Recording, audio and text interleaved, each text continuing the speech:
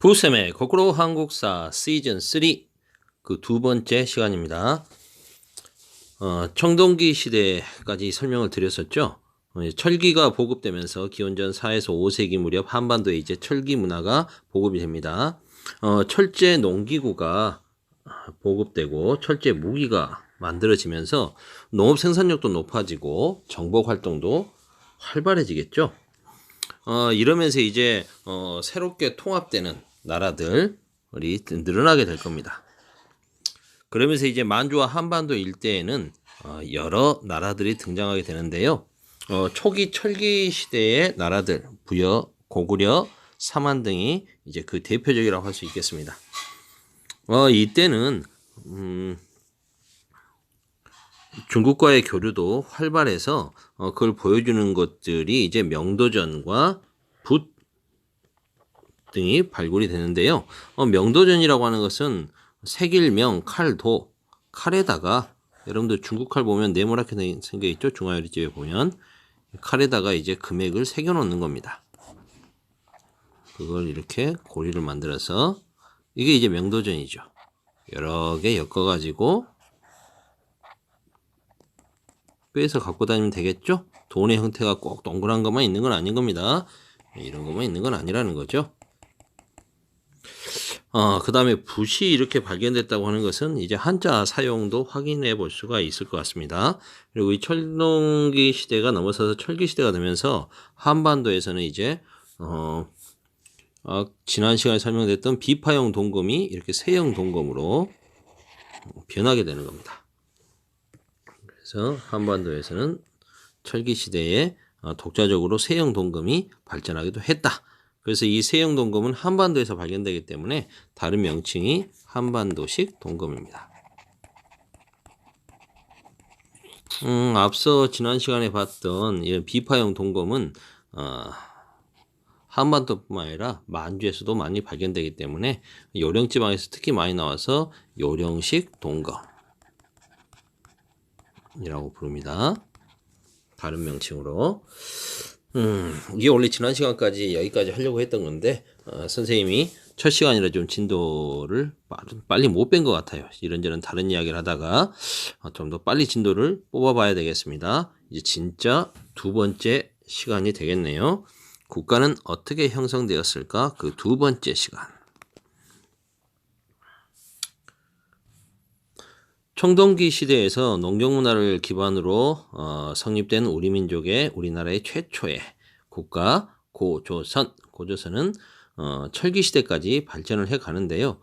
고조선의 건국신화인 단군신화는 이민족인 유이민 세력, 다른 데서 이렇게 옮겨온 이주민 세력인 환웅 집단이 이 한반도에 원래 살고 있던 토착 세력, 곰, 토템을 갖고 있는 집단과 결합을 함으로써 고조선이 세워졌다는 걸 보여주는 건국 과정이죠. 그래서 신화를 신화 그대로 이해할 게 아니라 신화를 분석해서 역사적으로 분석하는 게 중요할 것 같습니다. 그 내용은 선생님이 수업 시간에 수행활동과 함께 신화 분석 활동을 함께 진행하도록 할게요. 이건 좀 수행활동으로 남겨놓겠습니다. 단군신화 내용은 좀 수업 시간에 다시 좀 자세히 보도록 하고요. 고조선은 그러면 요령지방, 랴오닝지방과 한반도 서북부 일대에서 성장했다. 그걸 지도로 좀 확인을 해봐야 될 것 같아요. 그 지도로 보면 산둥반도에 중국이 있고 여화유역이 있고 이렇게 되겠죠. 한반도가 이렇게 있다라면 중국의 고조선의 존재, 조선의 존재가 알려진 것은 기원전 7세기경입니다. 제나라하고 교류했다는데 이거 기록이 그렇게 되니까 믿어줘야겠는데 제나라는 산동 지역에 있던 나라거든요. 바다로 교류하기가 쉽지가 않았을 텐데 교류했다는 기록이 중국에 남아 있고요. 본격적으로 알려진 것은 이제 기원전 4세기경 지금의 북경 지역이죠. 이쪽 지방에 있었던 전국 7홍 중에 하나인 연나라 연나라와 조선이 이렇게 대립을 하다가 연나라의 침략을 받아서 서쪽 땅 이천리를 뺏겼다라는 기록이 나옵니다. 이러면서 중국 전국칠흥 중에 하나인 연나라와 대결한 내용들이 좀 나오고요. 그리고 이제 기원전 3세기경에 고조선에서는 강력한 왕권을 가진 왕들이 등장하게 됩니다. 부왕 그리고 그의 아들 준왕. 이렇게 왕들이 부자상속을 하고 있었다는 것은 권력이 굉장히 셌음을 알 수가 있고요. 그리고 그 밑에 이렇게 상, 대부, 장군이라는 관직 체계를 갖고 있었습니다. 이렇게 성장했던 고조선은 이제 중국이 한나라로 통일되면서 새로운 국면을 맞이하게 됩니다. 중국의 통일왕조인 한나라는 주변에 대한 확장 정책을 펼치게 되는데 그때 당시 이 연나라 지방 이쪽 지역에 왕으로 가 있었던 노관이라고 하는 자가 한나라와의 갈등 속에서 원래는 한나라의 장군 제후입니다. 이 노관이 한의 라이벌인 흉노로 망명하는 사태가 생깁니다. 이때 노관의 비장이었던 위만이라고 하는 자는 위만은 노관을 따라가지 않고 자기 수하 2천여 명을 이끌고 고조선으로 망명해 오는 일이 발생하죠. 당시 조선의 왕이었던 고조선의 왕이었던 준왕은 위만에게 서쪽 경계를 지키도록 했는데요. 위만이 거느리고 온 세력도 세력이지만 그가 가지고 온 발달된 철기 문화가 탐이 났을 겁니다. 철기 문화를 받아들이면서 그들로 하여금 서북쪽 경계를 지키게 했는데 위만은 점차 세력을 키워서 준왕을 몰아내고 본인이 왕이 되는 거죠. 조선의 왕이 됩니다. 그래서 이 시기를 우리는 위만조선이라고 부릅니다.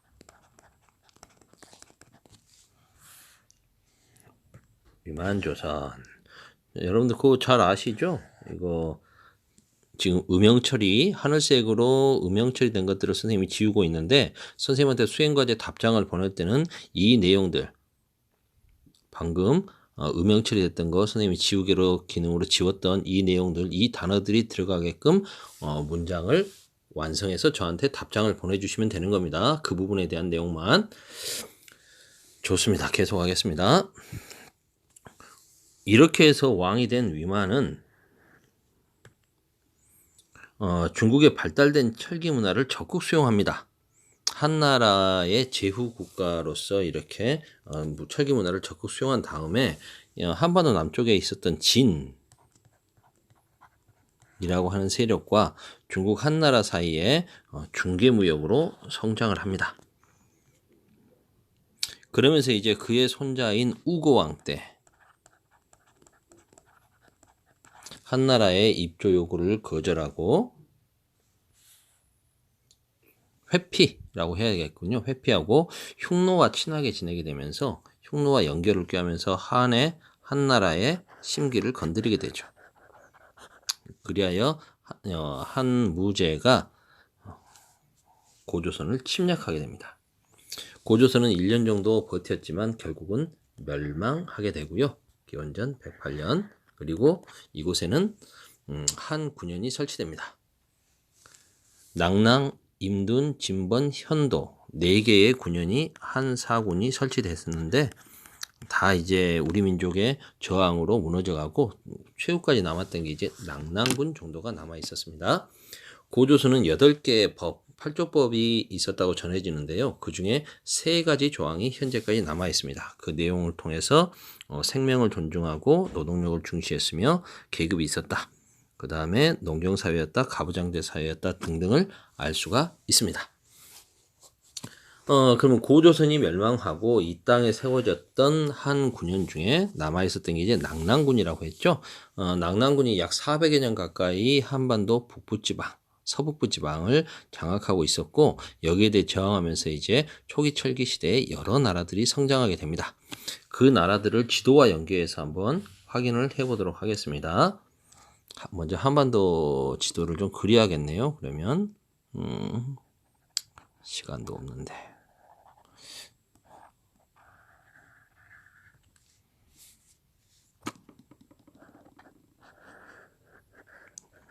요동반도가 있고요. 자, 제일 먼저 아직 평양 일대에 버티고 있는 한 군현 중에 낙랑군이 있고요. 여기에 저항을 하면서 이제 우리 민족들이 나라를 세우게 되는데 제일 먼저 세워지는 게 부여. 부여는 1세기경에 벌써 왕 호칭을 썼다고 하고요. 그 다음에 가라고 불려지는 귀족들이 있습니다. 이들이 이제 중앙은 왕이 다스리고 있고 이 가들이 네 군데의 행정구역을 다스리고 있죠. 마가, 우가, 구가, 저가 이렇게 해서 각각의 행정구역을 다스리고 있는데 이걸 사출도라고 부릅니다. 네 개의 나가 있는 도, 뭐 이런 뜻이겠죠. 이런 부족들이 연맹을 이뤄서 오부족이 연맹을 이뤄서 부여란 나라를 이루고 있으니까 부여는 오부족 연맹 국가입니다. 연맹체라는 거죠. 그 다음에 압록강 중류의 고구려, 그리고 함흥평야 일대 옥저, 강원도 지역의 동해, 그리고 이제 남쪽에는 마한, 경기도와 충청도 일대의 마한. 이 마한에 54개의 소국이 있었다고 하는데요. 마한의 중심국가는 지금의 충청도 지역에 있었던 목지국이라고 하는 나라입니다. 목지국의 군장이 마한 전체뿐만 아니라 사만 전체를 통솔하면서 뭐 마한왕, 진왕 등으로 불리면서 이 사만 세력을 영도했고요. 그리고 지금의 경상도, 대구하고 경주 일대를 중심으로 해서 진한, 대표적인 나라는 지금의 경주에 있었던 사로국, 그리고 지금의 그 창원, 김해 일대에 있었던 변한, 중심국가는 김해 지역의 구야국, 이런 나라들이 있습니다. 여기에는 아직 왕이라고 불려지는 존재는 없고요. 아까 말씀드렸듯이 목지국이 사만 전체를 영도하고 있었고요. 뒤에 고구려 지역에서 내려와서 한강유역에 정착을 한 백제국도 이 마한의 54개 소국 중에 하나였습니다. 이 나라들이 이제 진한의 12개, 변한의 12개. 이 나라들이 이제 점차 세력을 키워서 사로국이 훗날 신라가 되고요. 부야국이 가야, 그리고 목지국은 백제와 굴러온 돌이 박힌 돌을 빼는 거죠. 백제와의 갈등 속에서 점차 세력을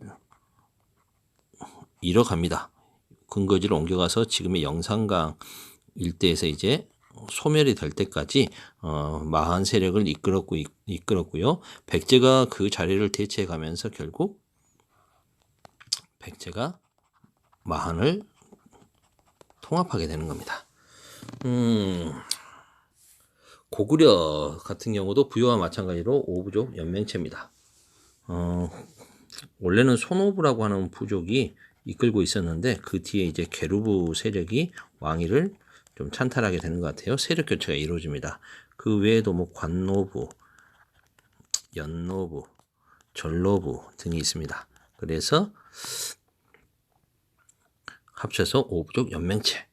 여기도 마찬가지로 그걸 이끌고 있는 귀족들은 가라고 부릅니다. 그래서 이 가들이 모두 모였다. 모두 제가 회의에서 국가 중대사를 결정합니다. 사마한 지역은 좀 특이한 게 옥저와 동해는 왕이 없습니다. 연맹체로 성장하지 못한 상태에서 고구려에 흡수되고요. 사만 같은 경우에는 아까 말씀드렸습니다만 못 드린 부분만 설명드릴게요. 재정 분리 사회였습니다. 정치적 지배자인 군장이 있고요. 이 사람은 정치적 지도자이고 그 다음에 종교적인 지도자인 천군이 있는데 이 천군은 제사장으로서 별도의 도읍지인 소도라고 하는 그런 특별 행정구역을 갖고 있는 거죠. 신성구역입니다. 그래서 여기는 군장의 영역이 아닌 거죠. 그래서 이게 분리되어 있는 재정, 제사장과 정치가 분리되어 있는 사회였습니다. 14분 오늘은 여기까지.